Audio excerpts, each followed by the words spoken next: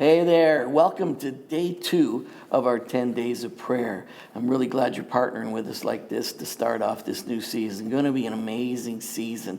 Today I want to talk to you about how to pray for a miracle. And if you don't need a miracle, you're not risking enough. Everybody needs miracles. Now, there's times where you need miracles and it's too late to take a seminar on how to pray for a miracle because you need it now. You could be in a place where there's a bad accident or a place of danger, or you suddenly hear about somebody with a terrible illness in your family or things like that. We got to know how to get miracles. Acts chapter 12, verse 1. That's right there. The move of God has started, it's going, it's powerful, and Herod, he wants to put an end to this whole Christian move. Right there, the devil, the enemy, he's always trying to come against the acceleration of God's purposes in people's lives. So he decides to take James and Peter, throw them in jail. He beheads James, and then Peter, he holds him for a few days after a festival, and he plans on killing Peter. So they need a miracle. It's a pretty terrible thing what they're experiencing as the church. What are they going to do? Here's a couple of observations. Are you ready? Number 1, bad stuff happens. Stuff happens. You got to be prepared because stuff will happen. And it's too late when you're in the middle of it to go, gee, I need help to learn about a miracle because I'm struggling. You need to be ready all the time. So first thing you got to realize is that, the enemy's out there. Bad stuff happens to good people. Number 2, you're not helpless. You are not helpless ever. You're more than a conqueror. You're there. They knew they weren't helpless. They began to pray. It says in Psalm 46:1, but God is our refuge and strength. He's a very present help in a time of trouble. You're in a time of trouble. You have a very present help, and it happens to be the creator of the universe, and he's on your side. It's powerful stuff. Number 3, you got responsibilities. They had responsibilities. Listen to this verse. It says, but Peter was kept in prison, but constant prayer was offered to God for him by the church. Wow, responsibility.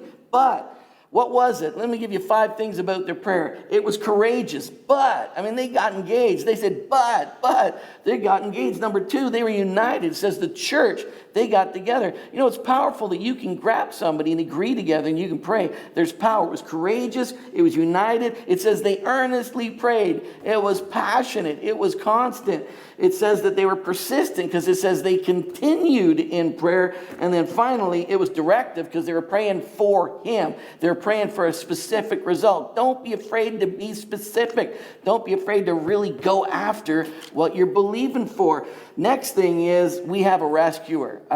Pow. I love that story because the iron gates were open. Peter thought he was seeing a vision. The angel drags him out. Iron gates are opening, and there he is. God is ready to act on behalf of his people. So, pow. Number 4, you have a rescuer who's ready to act for you. And then number 5, it says that Herod later got really arrogant and thought he was the voice of God, and Herod himself was destroyed. An angel smote him.